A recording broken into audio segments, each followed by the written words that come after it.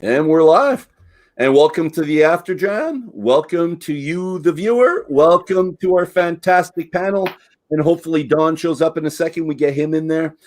So it's the After Dram. What's that mean? It means it's time to unwind, time to put your feet up, time to grab a dram or two, and to relax, my friends. And thank you and welcome back. And hopefully everyone back out there finds us in the next little while.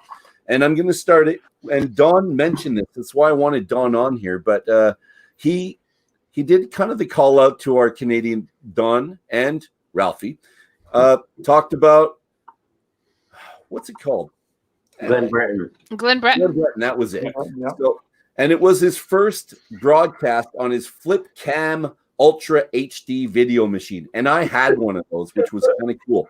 Very simple. Laura actually found a picture of it, and we were trying to find it here just so I could slide it up, but no, not there. And he introduces our very own Glen Breton. And those of you that were on, so you three, sorry, Drew, you're the only one that wasn't here when I talked about Glen Breton with Davin.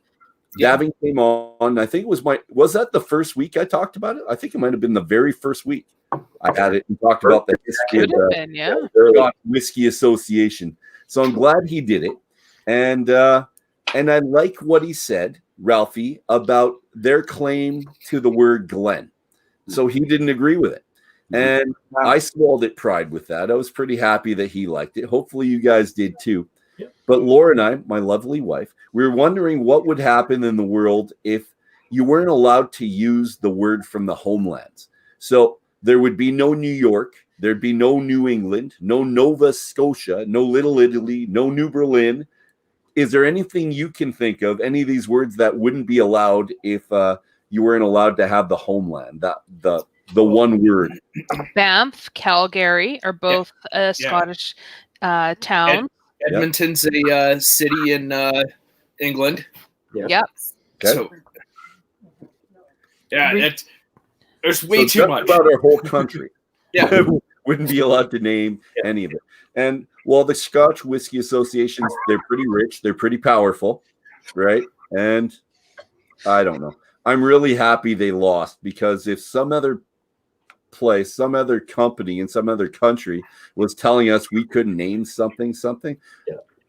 I know McDonald's does it. I know we're not allowed to have something called McDonald's. Even if your name's McDonald, you can't have a restaurant called McDonald's. But I don't like it. I don't like being pushed around by other people. Kind of pissed me off. So Ralfy did well in trying to support us there. So I like that. So our story is many years ago, we had a beer that was called Arctic Red. And Molson sent us a letter, said, hey, we own the word Arctic and you really can't use it. Really? And we thought we could have beat him in court, but it would cost us a fortune. So we went to Yukon and it was way better. Yeah. Really? I've got the article. It says, well, whose Arctic is it? The article was in the newspaper. Nice. Yeah. And what happened was they sent a 24 pack of beer to South America called Arctic Bay Lager. And they contended they owned the word because they had sent a 24 pack to their brewery down in South America. That'd be like Molson saying that they own Canada because they make Canadian. Yeah. I think they do. Yeah. I think they do. But we could have fought it, but we're the small guys taking on the giant, and we changed Yukon, and we think it actually was better for us to change the Yukon. I think it was. But yeah. So, it's a good name, but I would have liked you to beat someone up with it. Yeah. I don't like being. And who were they with? What's that? What was the company? Well, it was Molson's, and they one of their breweries in South America. They sent a case of beer to South America, and I've seen the shipping documents. I've seen the picture of the case. I've seen all that kind of stuff. And they said because of that, they own the word Arctic. So we had to change from Arctic to Yukon. I think you would have won that. Yeah. Oh, yeah. I But think there would have been years of litigation, and It would have been no, I understand. Yeah. But it would have made me very proud if you won that one as well. Well, I'll show you the article. Whose article is it anyway? Yep. Yeah. I do want to see it. And one last thing, we didn't do introductions, and I always do that when I try to go too quick. So if you could please introduce yourselves, and we're just going to go up the top. So let's go with Nicole. You go first if you can. Oh, did I freeze you? Nicole? Oh. Done. All right, there we go. Oh, hey, I am Nicole. I go by Black Cat Whiskey on Instagram, and I'm drinking a blend for the After Dram just because, and it's a nod to Dolph. Yeah, because I didn't get her taster, so she's going to do a fantastic blend we talked about. Drew, you're up. I'm Drew Semper. Welcome to the After Dram. I'm having Oban Bay Reserve. Oh, nice. Ooh, excellent. I like Oban. Hi, my name's Whiskey Ass. Well, I go by Whiskey Ass. I don't know what I'm drinking. That looks like one of mine that you actually have in front of you. It is one of yours, Dolph, and I don't remember what the heck was in it, but it's Are you enjoying it? Yes, I am. White wine. Oh yeah. All right. Yeah, Dave, you're up. Very light. It's Yukon Dave pretending. It's a sunburned Yukon Dave pretending to be Ralfy, and I just happened to get a beer out of the cooler because I've had too many whiskeys today. I like that beer. I love the rye. I truly do. Don, Don, you're up. Hi, I'm Don the Whiskey Dive. I decided to pour some Highland Park Magnus. Good stuff. Pretty good. Kind of surprised. Pretty good. Oh, you just opened it. Yeah, it's my first time having it. Oh, really? Oh, Nice, you're nice. Yeah, though I And probably should open one of the ones you guys sent me. you should. One of them. And then there's me. I'm Dolph, president of the Alberta Scotch Society, lovingly known as ASS, Alberta Scotch Society. And I'm here with you tonight. I'm having fun. I'm enjoying myself. This is a fantastic night. I'm glad you're all here with me. And Don, you were out for the first little bit, but we talked about Glen Breton, and I'm glad that you noticed that right away. And what did you think of him bringing up Glen Breton? We already had our piece, and we thought it was great. But So literally, when I was reading it, I got to that point. I'm like, all I could think of was Dolph waving like a Canadian flag with like a bottle of unnamed whiskey in the other hand, kind of like the George Washington riding the Velociraptor picture you see for us down here. I just pictured that with Dolph in a bottle of unnamed whiskey. I'm glad I had an influence on you somehow. You good. did, even if it's comical. It's still good. Well, you know what? It kind of fits our group. So I have been to the Glen Breton distillery. Yep. And if you look up the word, it actually describes the distillery 100%. And the meaning actually is an Irish and a Scottish definition. So the Scottish can't claim it as their own. And I really want to go there because did you stay there, Dave? Because you can apparently stay on site. Yeah, I was 2 weeks. I was 2 weeks early. The manager, I told him who I was, what we do, and he told me to go help myself to a tour. So help yourself. I was everywhere, and the place was amazing. Like the scenery was amazing. Everything was, yeah. If I had stayed there, I would have had some problems. Maybe. You know what? To give you free license, that'd be like giving Homer Simpson at the back of the bar, right? It's like, go ahead.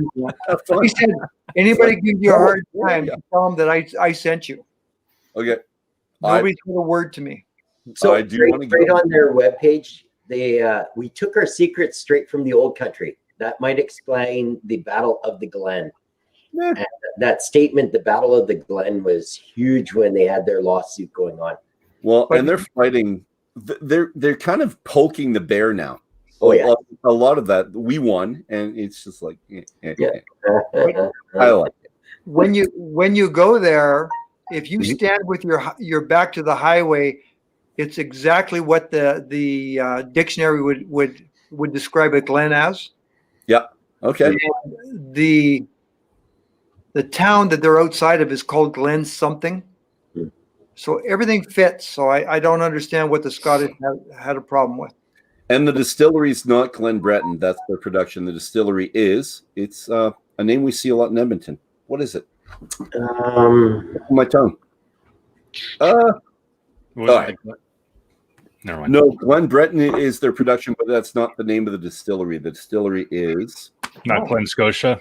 No, that's Scottish. It'll come up. It's no big deal. But I do have to talk The name about is Glenora is the name of the town. What's that? Glenora. Glenora. That's it. Glenora. Sorry. And it's And I was on the thinking outskirts of everything Glenora. because we have a part of our city called Glenora. So Mhm. thank you. I think Perfect. it's all different though. Maybe. Sounds the same to me. I'm good. It actually is spelled gonna check it. as our I'm area. framing it like it's kind of ours. So what I'm going to talk about now, though, I didn't want to bring it up there, but I do want to bring it up. Whose phone is that? No one. Come on. It's everyone's phone. It sounds like 50 is like. I'm a teacher, and as a teacher, I've got to bring this up because Ralfy it really appears like he hated school, right? And he still doesn't like it very much. He talks about the national curriculum of education as people are, in his words, groomed to either work in a shop or in a factory, a common functionary obliged to fit in and to fade out. So he doesn't like school. So any of you have this similar experience or the opposite experience with school? Because school's not for everybody. No. People shine at different points in life. Right? And he obviously didn't in school. He did after. So the question, you guys, But same or different? Yeah, school in Britain is different than school here, especially back in the 50s and before. You only went, unless you were going to university, you only went to school till like you were 12 or 13, and then you went off to apprentice. Yeah, I was going to say school isn't the same for us as it is for everyone else. We have opportunities that we want to take. They kind of get stuck into the routine that they are put into. Yeah, His and father had a basically, pretty good job, though, didn't he? He was a librarian. His dad. but librarian is one of those jobs you have to go to university, so you have to keep going through. Yeah. 90% of people in Britain hit 12 and are, Not. lack of a better term, you're sold off into indentured apprenticeship. And that's it. Coal miner. And not now because they have a public school system that's quite good. They had, but it's similar. You can still, at 15, be done. Like, you don't have to go any farther. Well, we can be done at 16 too. You can drop out at 15 here. Or 16, sorry. There you can end school at 15 and your parents don't have any say with it. You graduate, you're done. You don't have to go on to high school. That's an optional. See, and I found school to be it took too long and there was no challenge. When I was in college, I took statistics for summer school, and each course was 2 weeks. If you took it through the regular schooling, it was 3 months.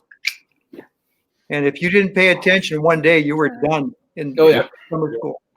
And I just can't pay attention that long. Well, they put a week in a day, essentially, is what it is for summer school, right? So you're getting a week's worth of instruction, regular instruction of an hour a day, all pushed into one. So, Nicole, how about you? I actually enjoyed school, and I loved the challenge that it provided to me, and went on to university and whatnot. I have to say, though, now in our current circumstance, I understand why people would dislike school and get very frustrated with having to be helping my niece and nephew with their remote learning. No, it's the frustration of what's coming out from the teachers, what's coming out from the schools. It's enough to turn anybody off. So it's very hard for me. I love school. I love learning. I keep going back and upgrading. And to have family members being turned off of school, it hurts me. And it's like, no, you're going to love school. I'm going to make you love school. Yeah. Well, and very different for different schools. And within a school, it's going to be very different from teacher to teacher as well, depending on what they do. So some fantastic, and I've heard other horror stories. And I'm a math teacher, and I have some friends that want their kids in my class, and it's like, I don't think I can let them come in my class. I'll help them other times, but maybe not in my class directly. But yeah, and this is a hard time for school, and it's a hard time for a teacher. I find this really weird because I like interaction, and you can tell I like to talk and I like to be around people. And in the classroom, you have interactions, you have relationships with these guys. They come in and you talk to them. You don't have that right now. Half of them, you wake them up at 9 o'clock and you're making them open the blinds and turn on a light so they could actually see you, and they're lying in bed. It's like, come on, let's interact with me. Let's show me. But I'm waiting for the day where we can come back. And just for a heads up for people, a lot of individuals are talking about people going back to school in the new year as kind of a half the students one day, half another, or you're in for half a day and then a rotation through it. So that's coming up in conversation. I didn't think a lot of it before, but I'm hearing more and more of it, where I'm thinking that maybe some people have already thought it's going to happen and they're just putting out feelers. So I'm throwing that out there. This sounds horrible, but if I was in school with all this going on right now, probably would have, if I was old enough, I probably would have dropped out, got my GED, enlisted. Because this is half one day, half the other day. Like, I don't know. I've had a work schedule where I worked every other day, and that was the biggest pain in the world. Because then you start to forget what day is what, or you get into the habit. It's like, well, am I sleeping on this day because I don't have to go to class? I mean, even college, when I went to college, I had 3 days on and then 4 days off. Oh, I wouldn't like that. Oh, it was horrible. It was absolutely horrible, but that was the only schedule I could set up. Yeah. I mean, it'd be like working split shifts or whatever else. It's just miserable. Yeah. Now, or just graveyards. Yeah. So like, Dolph, back to your comment with teacher, how much education, technology, and all the rest did you actually get taught as you were going through teacher school? Or yeah, exactly. Yet they expect you to set up and run all of this stuff. It's insane. But you have to be the type, and teachers, you should be the type of person where you're okay with putting yourself out there a bit. And I got right into it. The day we were done with school, it was the Friday. I was told at 4 o'clock, and I knew on Monday I had to do something different. Or no, it was a long weekend, I think, so Tuesday. And you know what? I started Instagrams that night, and it was me with Dawn down there right away. I did the week of it. We didn't actually do a week of bourbons, but we were on for that was the intent. Yeah, I think we reset it 3 times though. Yeah, that's good. And so I just jumped in and decided I was going to just play with it. And if I could do it out here, I can do anything with the kids, because kids, if they like you, they'll put up with anything, no matter how bad you are at something. If they respect you and they like you, you still have one? This is a blend of the 3 bourbons that we had. Oh, excellent. And you know what? It's International Bourbon Day soon. It's coming up right away, Don. I think we should have another one of our days on. Let's do that. Good. I'll open Omer T. Lee. Perfect. But it's if you put yourself out there. And some teachers have a hard time with technology, and like everybody does in every kind of segment. But in my classroom, I use technology a lot. So I was good. But I feel bad for the people who didn't. And because they jumped right into it, they had to. But it's one of those things. You have to suck it up and do it. It's just one of those things. And it's sad. And students, though, same thing. It's hard for them where they might not. We had to give computers out to people who had no chance. Well, no technology at all. They had a phone. They knew how to use the phone, but nothing else. We had families that didn't have internet. We had to get them internet so that we could give them the Chromebook so that they could get the instruction. So yeah, we still have kids down in inner city here that there's no internet. We unofficially, our community league for the Wi-Fi, we paid for a booster because they can't come into the building, but it means they can sit in the park and connect. Okay. Yeah. Well, that's good. Oh, let's bring it back to Ralph. Let's go back to Ralph. Who? And I think this is the second last question that we'll ever do with Ralphie. He owns, at this point now, 2,000 bottles. And he's moving from Glasgow to be with his mother. And that's now 10 years ago in our time. It was 9 years when he wrote the book. It's now 10 years ago in real time that he left. And a couple questions. One, he splits up his thing with 4 friends, and each one of his friends apparently, or 3 other friends, has 500 of his bottles. One, would you ever do that? So thumbs up or down, would you ever give 500 bottles to me to hold on for you? I think I would be very good. No. It'd be very. I want all my toys around me. Yeah. Okay. So he did it because he did not want to have all his stuff in one spot where it could be stolen, I guess. I didn't think that this should really be a problem, but regardless. Now, this goes back to our earlier thing too, did he share them and by giving them to his friends, or are they just storing him? Oh, I think they're storing. Yeah. Because he was talking about friends you have to trust, right? Yeah. What about the hassle of having to go over to your friend's house? Oh, hey, can I come over and look at my whiskey? Can I get a bottle? Can I do this? Can I do that? That would be like getting a storage unit here. Like you're giving it to your buddy just to look at. Yeah. Like, I'm sorry, but I bought 500 bottles of Canadian whiskey and had them all sent to Dolph so I could pick them up in September. I'm here. I would buy him a bottle for doing this, or I would be like, you know what? If there's something that you like, pour yourself out, whatever. But to just give it to him, like, here's a catalog of things that you also want. Don't touch any of them, but I need you to hold them for me. That's I don't know. That's asking a lot of a friend. Exactly. How big of a house? A lot of a friend. How big of a house do they have?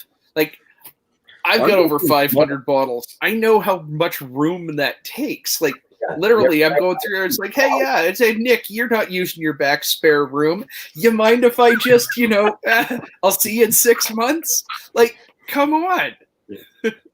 You know what? I wonder, though, because he seems so antisocial about so many aspects.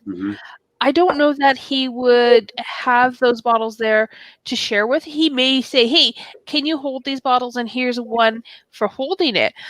But I don't see him sharing. There's nothing in his book that speaks to sharing. No. Did he actually say he gave them to his friends, or did he say he just split the collection up? I think he said split the collection up so it wasn't wouldn't be damaged or lost. I'll find it. I didn't see anything about giving it to friends. Yeah. I just saw. Did he split it? Yeah. Well, one of us is going to find it, but that's okay.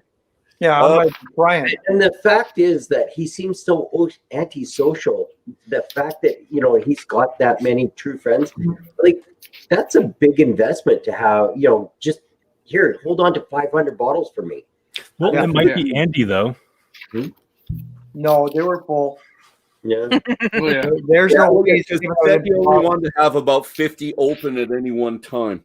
Yeah. And so let's give the other couple questions while all of us are trying to search for this answer from Dave. How many bottles do you figure he's got now? Because that was 10 years ago that he had 2,000 bottles.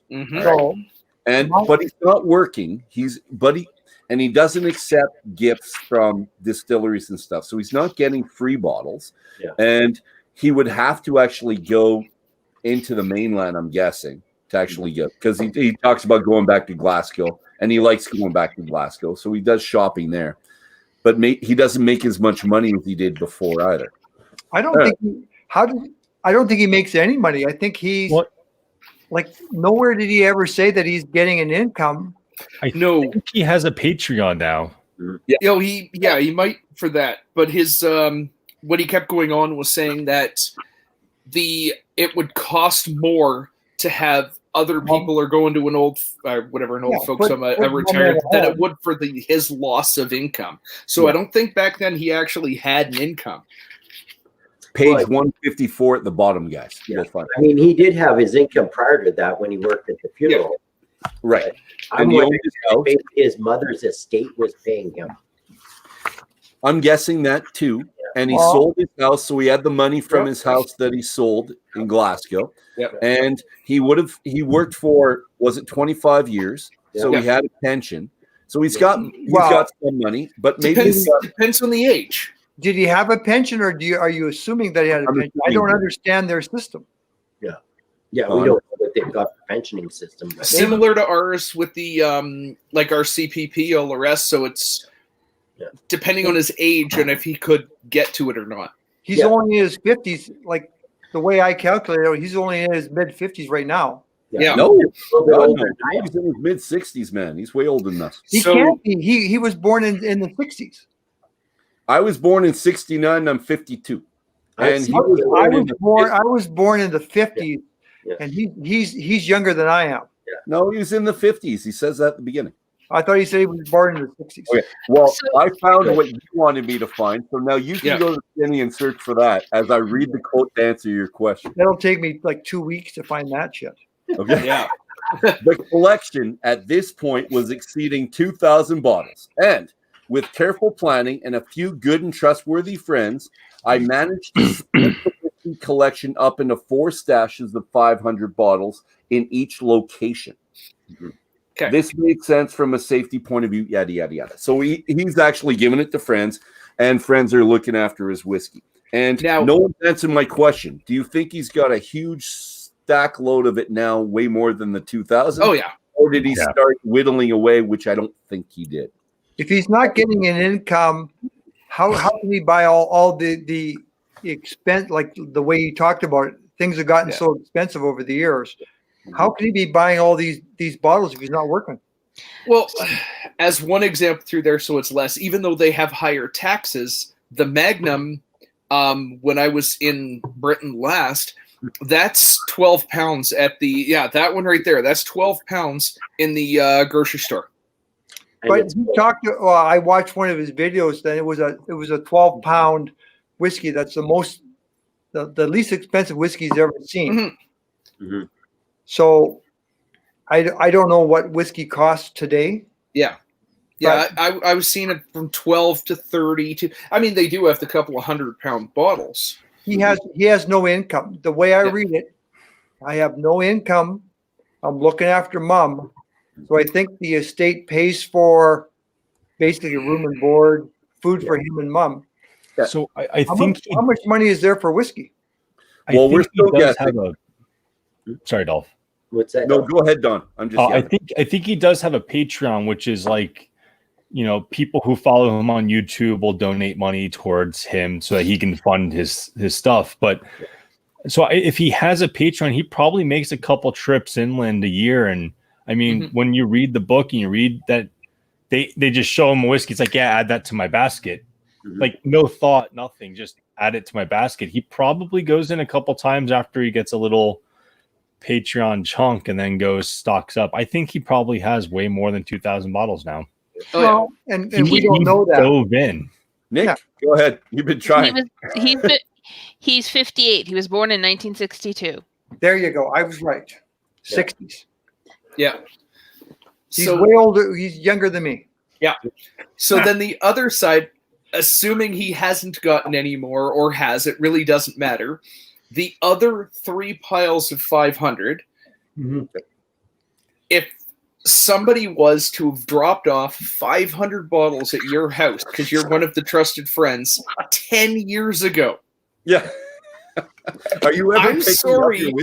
I'm sorry, that one bottle of here, thanks for watching my stuff, doesn't cut it. Yeah, that rent expired years ago. My cat dropped the shelf. Sorry.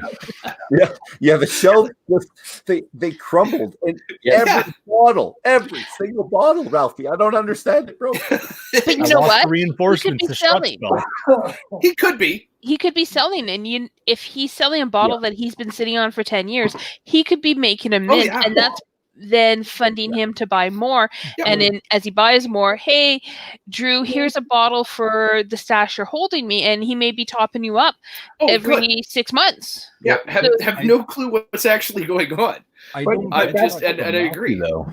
That's the problem. Is we're guessing at what he's doing. Oh yeah, all solidly speculation. We have no idea, Yeah. and it's fun to.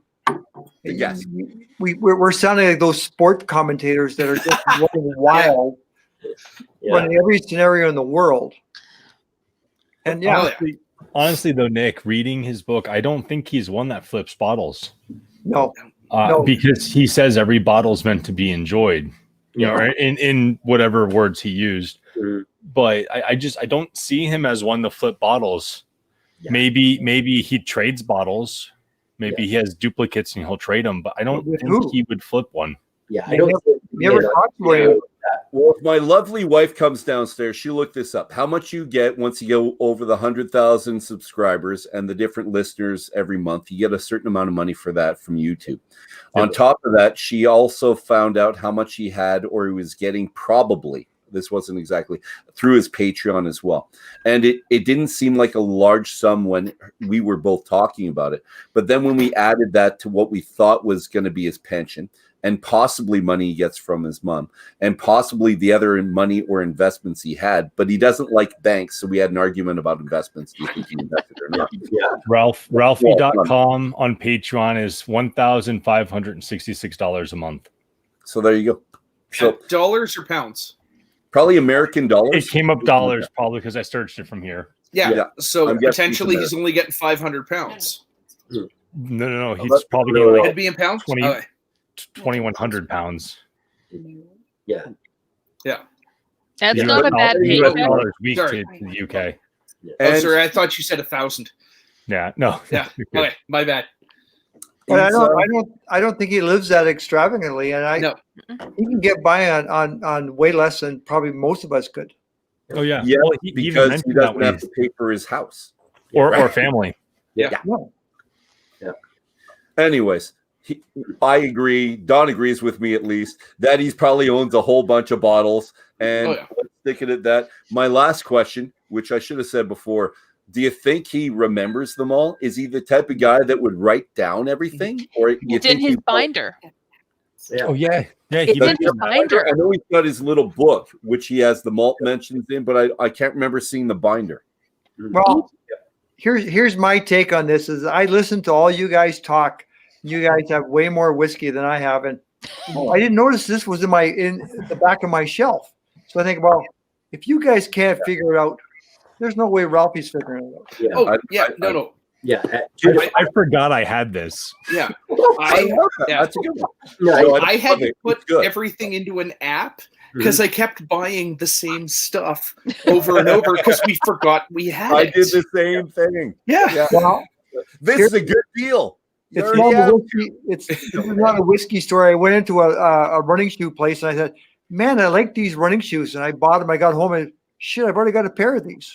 The same ones. And that's with 2 pairs of running shoes, much less 2,000.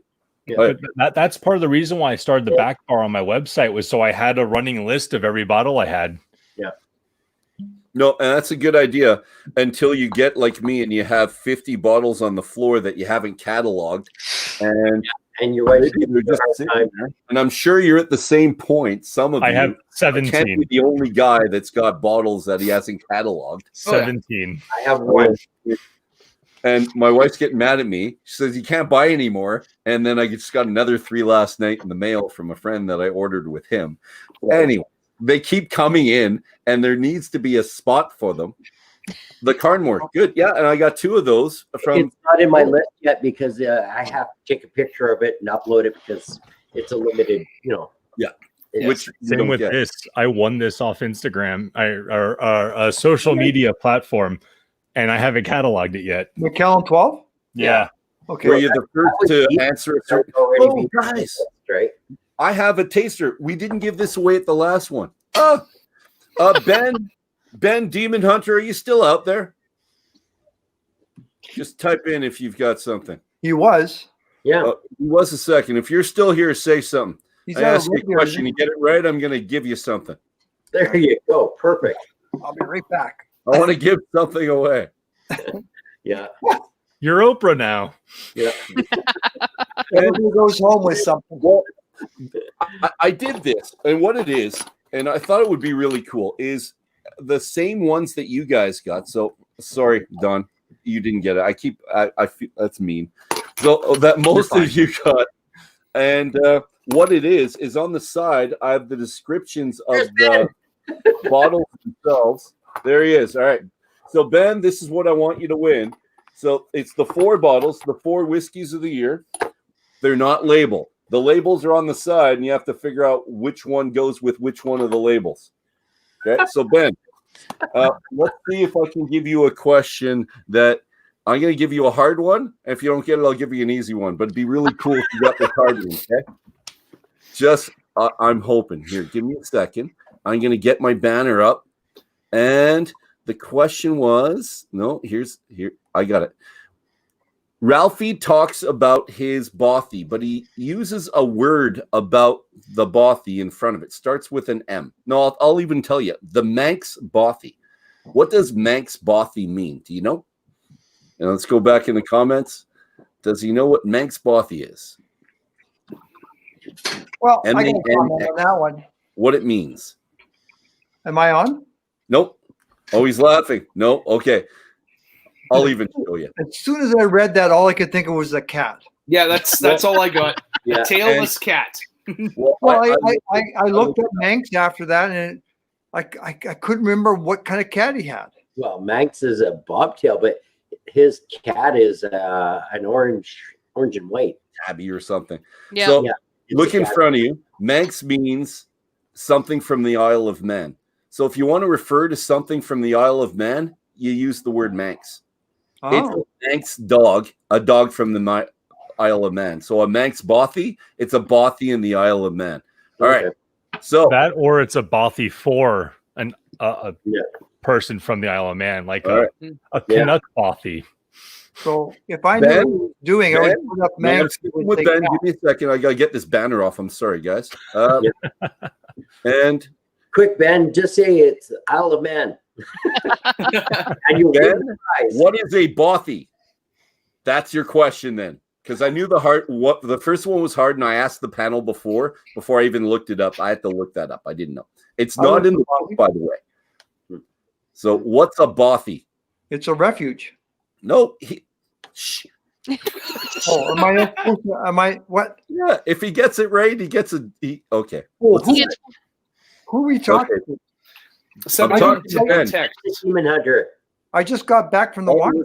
Honestly, Ralfy's one of the ones I know. What's a bothy? And you can listen to Dave. He gave you a hint. It's a bar on the south side. It's not. But he's not from Edmonton, so it doesn't work. Ben's from. You should know what the bothy is, though. What a bothy is? What is a bothy? One of the readers or one of the watchers in the comments. Oh, it's okay. So it's not the bothy; it's a bothy. So it's totally different. A bothy. Totally different. Bothy is. Go ahead, Dave. You want to win it? Mm-hmm. Well, I can't. I'm on the panel. That's right, Sheila. A bothy is a basic shelter. Just say that, Ben. Quick. That's okay. We're gonna give it to him anyways because Ben's been on for the last 3 weeks. And Ben, you're going to get it. So a bothy is, I don't know. I think of a hobbit hole when I say bothy. If you have Lord of the Rings geeks out there, the bothy. So Ben, you're going to instant message me, buddy, and I'll send you one of these guys right here. And I'll throw something in for him too, Dolph. Oh, good stuff. All right, we need something. We have one more to give away. Sorry, I screwed that up. Give it to? Anyone? I have another one of those to give away. I had 2. Who do we want to give it to? We like. Why don't we ask a question, and whoever gets closest, we give them the question. All right, Don, can you think of a question? Oh, there you go, Don. I have to suggest that. Oh.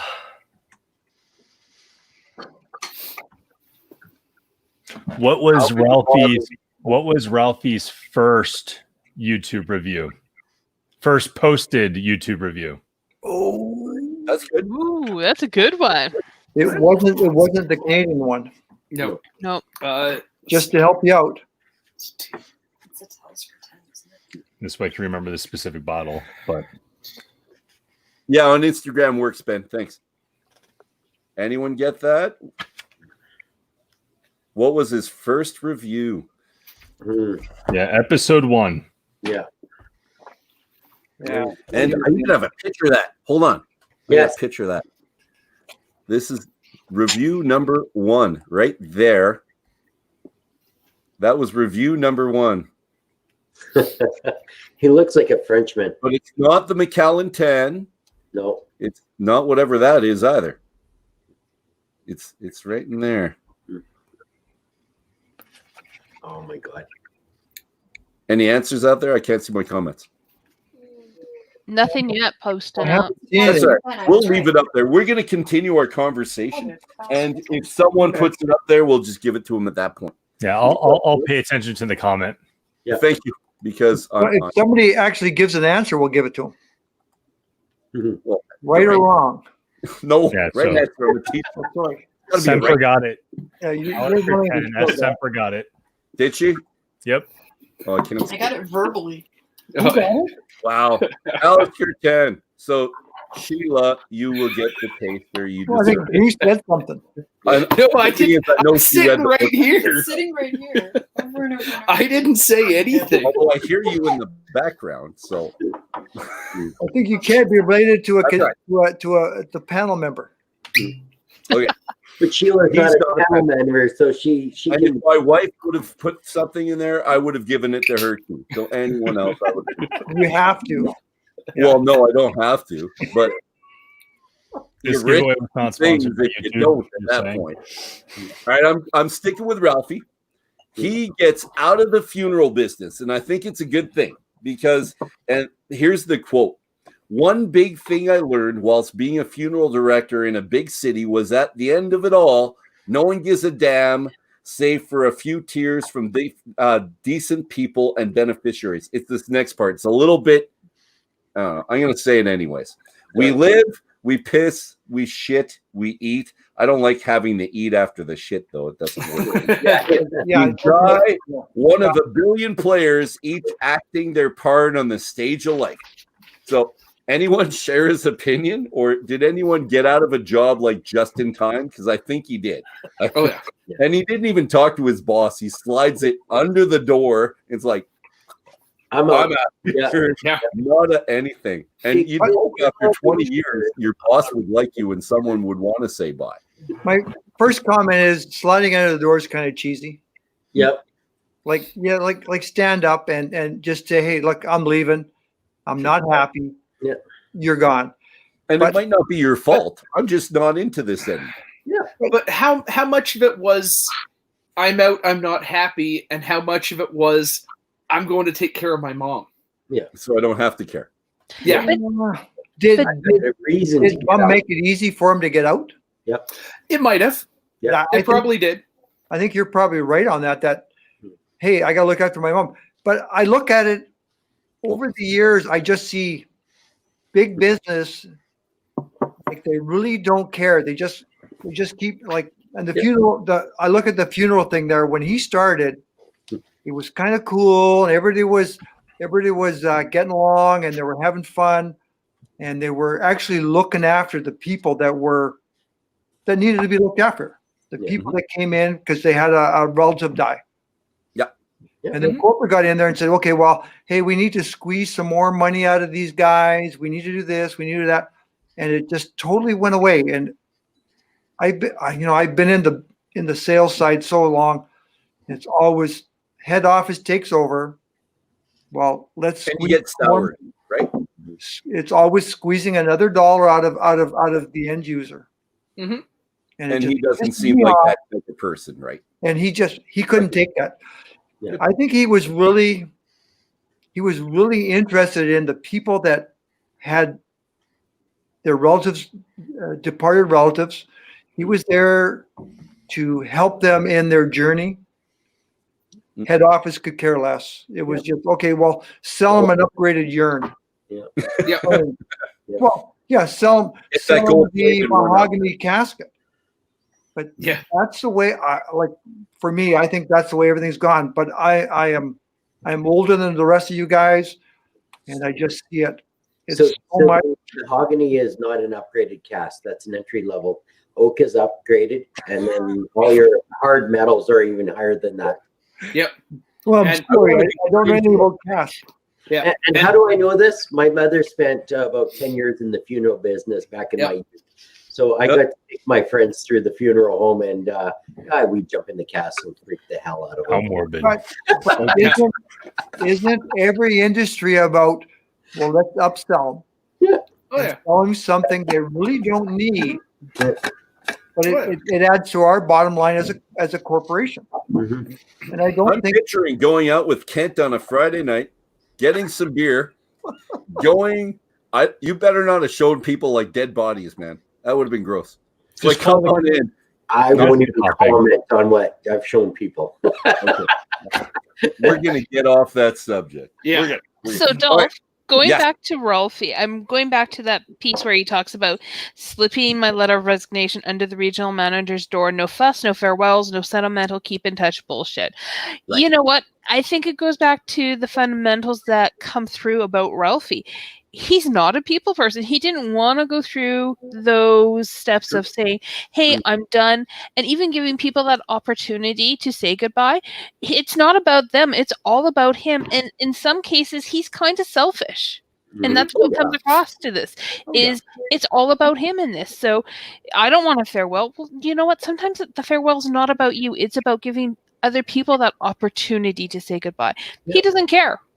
Yeah. Well, I think he would have felt better about it too if he would have let people talk to him. For I some don't think people, he it would have like- been disingenuous, but he would have, I think, felt a little bit better maybe at the end. But I agree.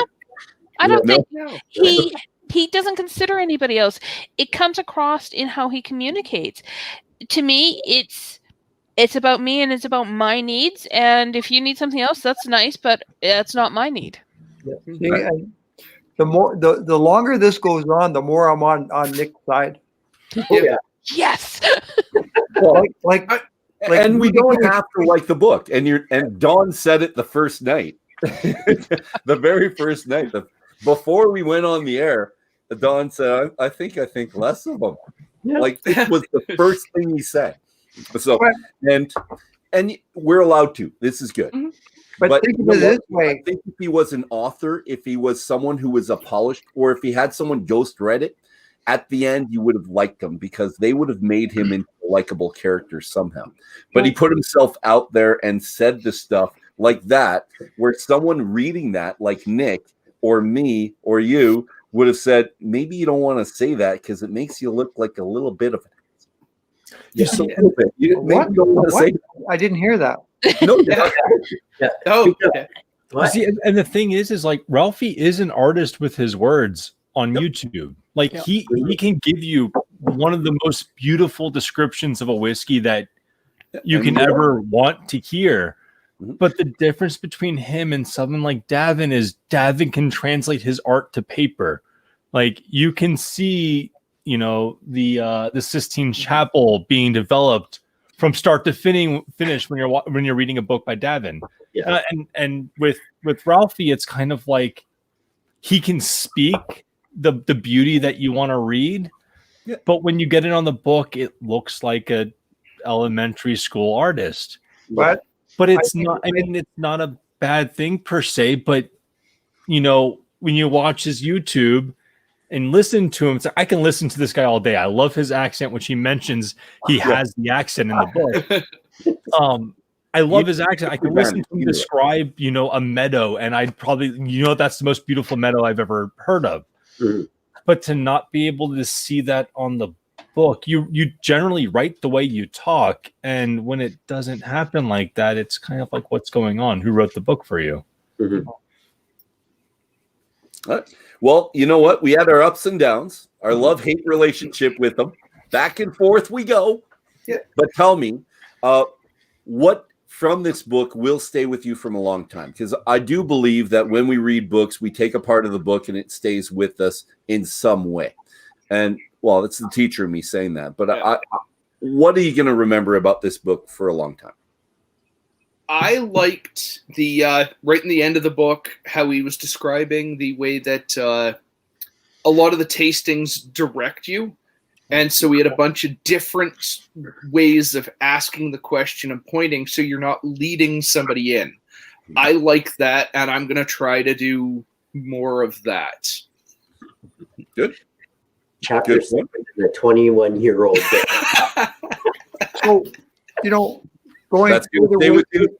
going All further with philosophy. what Drew said Sorry, is my tastings, being a guy selling whiskey, I believe it's changed dramatically from when I started. Mhm. And it's changed because what I know from what Davin said, what I've known from what Ralfy said, and everything's changed. It's a tough one, but I really like Ralfy. Yep. But I like him because he's Ralfy. He's different than Dolph. He's different than Kent and everything like that. And I take everything with all these guys with a grain of salt. Oh, good dram. And from there I will form my opinion and present stuff my way. Mm-hmm. It's always going to be my way, but I will take everything that everybody's talked about and try and get to a middle ground somewhere. Show it again. What's So that? it's the Springbank. So he's showing a Springbank because Ralfy, he truly did like Springbank. Yep. And this is Mr. Curry. And my wife's maiden name is Curry. So we made sure that we got this picture. And she said she pictured it kind of an older guy. And Ralfy talked about going to Springbank. And the guy's looking at his little camera and saying, that's what you're going to use for our interview. And that's his first interview going through a distillery. And it was kind of cool. It was good. And sorry, we already did that one. We're done. I love that picture though. Mm-hmm. Oh, yeah, that's a gorgeous picture of his little bothy. That background's great. I want one of those. You know what? I want you to look the at this Dalek on this background. shelf. Look at the wall behind him, okay? Everyone see it? Mhm. Now you see this emblem here on over his shoulder, and that's the Isle of Man symbol, and that's what Daniel was talking to us about. And Laura remembers the name, and I can't remember it. Maybe one of you do. I want you to look at the front of his book now. So look from that to the front of his book, and what do you notice about the wall? The wall's a lot darker. Well, that's the side of the wood stove. Yeah. No. Well, it is. It is. But he describes it when he goes through his bothy. There's one where he shows you around his bothy, and he takes you on a tour around it. And he talks about the walls, and that being the mold that grows on the walls in distilleries. So he likens that to the same thing. And Laura was a little bit worried for him. She's going, I don't think that's healthy if that's all mold behind you, buddy. Because look at the difference between the book again. Look at that and the walls. And it's all the mold. And they talk about the dark mold in the distilleries that comes off because of the alcohol. Oh, and the dunnages, right? Yeah. Yep. And the humidity. Yeah, the mold of the dunnages. So look at how clean it is behind them here. And that's review 178. And that's 2011. So if you look at the bottom, January 20th, 2011, 10 years ago when he first opened up to what you see now on this book and how greasy and that. So yeah, Laura was a bit worried for him. She's going, I can't be good for you. Stop it. But the question is that a picture from when he first cleaned out the bothy and got everything ready to go? So he started there 10 years ago. That's about a year after. So he started in there 2009, I believe. I'm wondering if a lot of that 2009 is when he started on wine, sorry.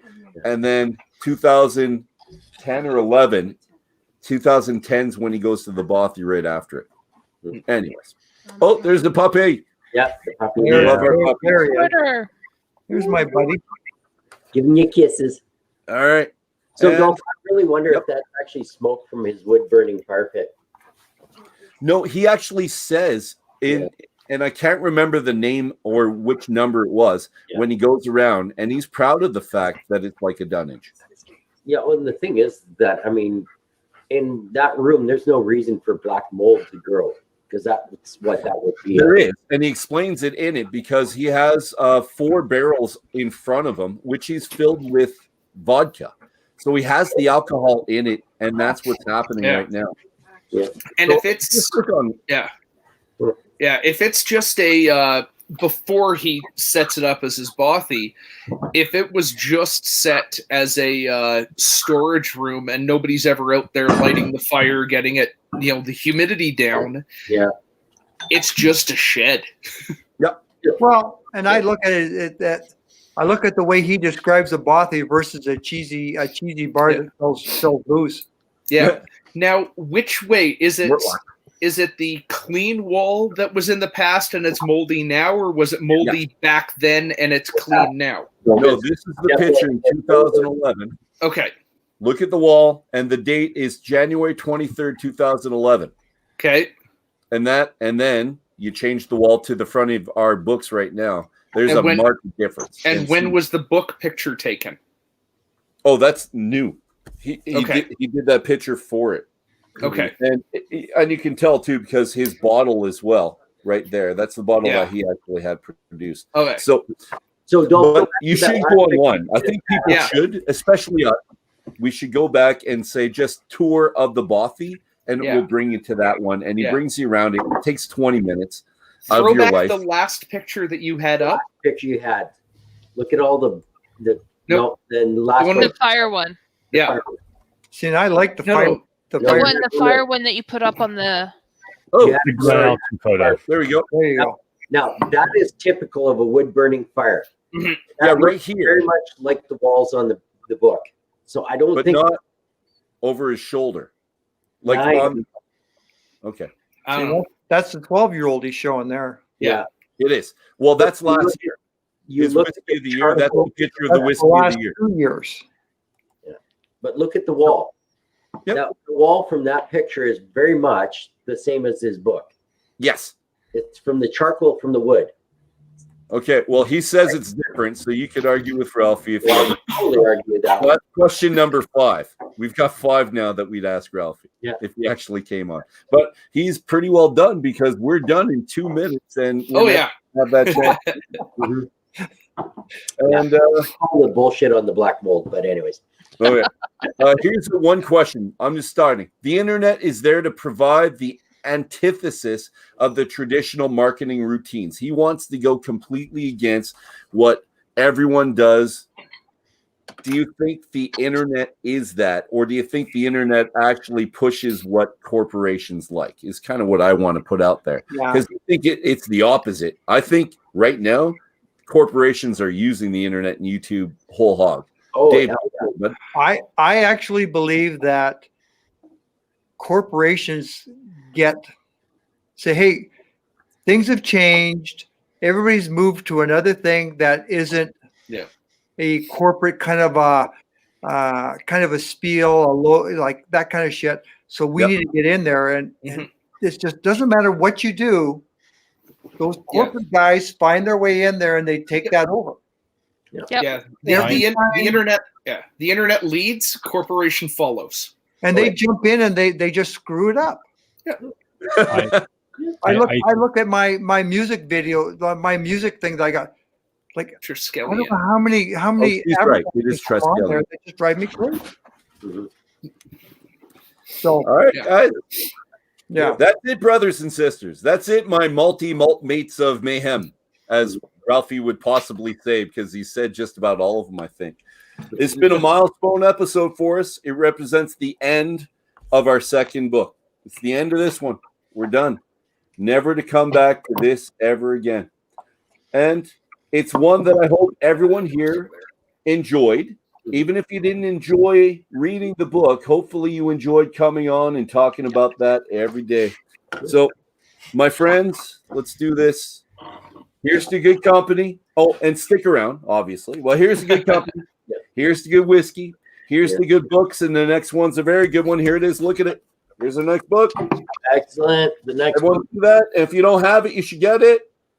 And everyone part of the Alberta Scotch Society, the only way that you are going to actually get the samples is if you actually have the book and you're following along with us, because I do get samples from all these distilleries. Pay But attention. only if they have the book, Davin's book, and reading along with us and commenting will they get those samples. So, again, here's the good whiskey, here's the good books, here's the good conversations which we've been having week after week, my friends. Here's to seeing you all Saturday, June 13th for our Whisky Book Club's Canadian whiskey journey. Yeah. Hoping to see all of you there, and we're going to have a fantastic night. Thank you all for being here. And my friends, last words. This is the last one for this one. No. Good Good night. Bye, Ralfy. Bye. Cheers, guys. Stay out of the